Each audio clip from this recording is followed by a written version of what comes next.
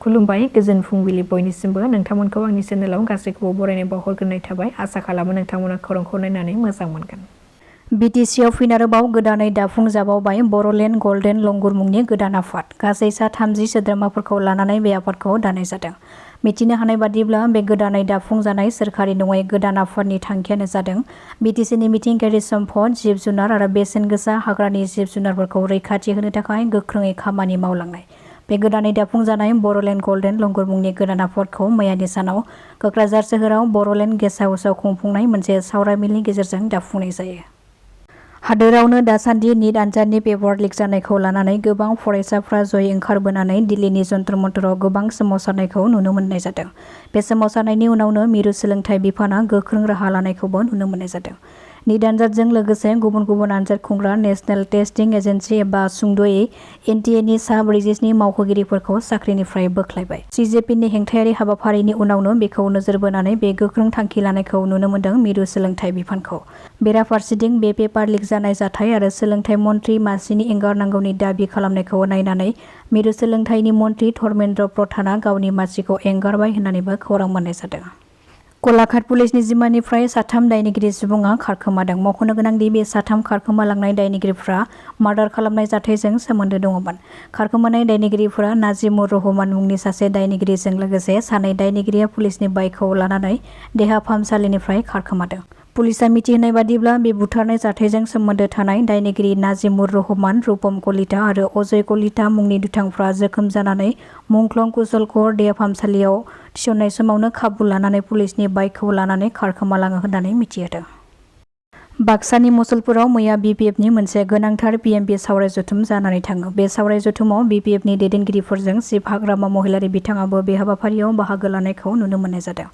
मख'नो गोनांदि बे सावराय जथुमाव गोबां थांखिफोर लानाय जादोंब्लाबो नाथाय मानि सायाव थांखि लानाय जादों बेखौ रोखायै फोरमायथिनानै होआखै हाग्रामा महिलारि बिथाङा। बेनि अनगायैबो दासान्दि खर'सा आसामाव गोबां लाख लाख सुबुंफ्रा दैबानाजों भुगिनो गोनां जानायखौ नोजोर बोनानै बेनि थाखाय गिबि मन्थ्रि रिलिफ फान्डआव 50 लाख रांनि चेक गथायनाय खौरांखौ मिथिहोदों हाग्रामा महिलारि बिथाङा।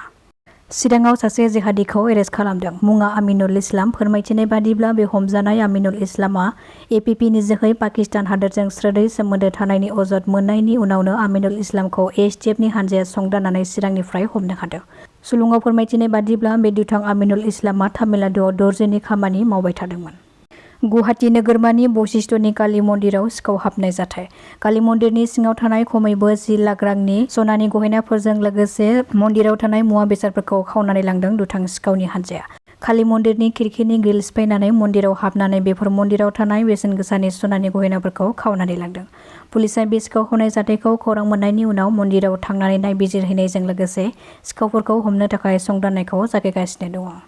चिरां जिल्लानि बिजनी पुलिसनि गोख्रों सिग्रोमनायाव ड्राग्सजों लोगोसे सानै फालांगिरिखौ पुलिसआ एरेस्ट खालामदों। पुलिसआ बिसोरनिफ्राय सिग्रोमनानै ड्राग्सजों आबुं 4 कन्टेनारफोरजों लोगोसे गंसे AS26FR1107 नम्बरनि गंसे रिक्साखौबो हमनो हादों। ड्राग्स फाननो फैनाय समाव बिसोर सानैखौ सिग्रोमनानै पुरान बिजनीआव हमनो हानाय जादों आरो हमजानाय सानै फालांगिरिया जादों SR रहमान आरो गुबुन सासेखौ निसान आली होननानै सिनायथिनो हानाय जादों। আপার আসামত খুব সিরিয়াস মেটার হয়ে আছে ফ্লাডত। তো আমি দলৰ হৈ পেলাই এই কেইদিনৰ ভিতৰতে আমিতো ইমান দূৰত যাব নোৱাৰে, সেইকাৰণে আমি 50 লাখ টাকাৰ চেক চিফ ৰিলিফ ফাণ্ডত দিব লাগে বুলি আমাৰ PMPত আলোচনা হৈছে। আমি এইটো দিম 50 লাখ টকাৰ চিএম ৰিলিফ ফাণ্ডত সেইটো আমি দিম। হয়, আমি জানো, আমিও দুঃখিত, যেনেকুৱা পৰিৱেশ হৈছে খুব বেয়া।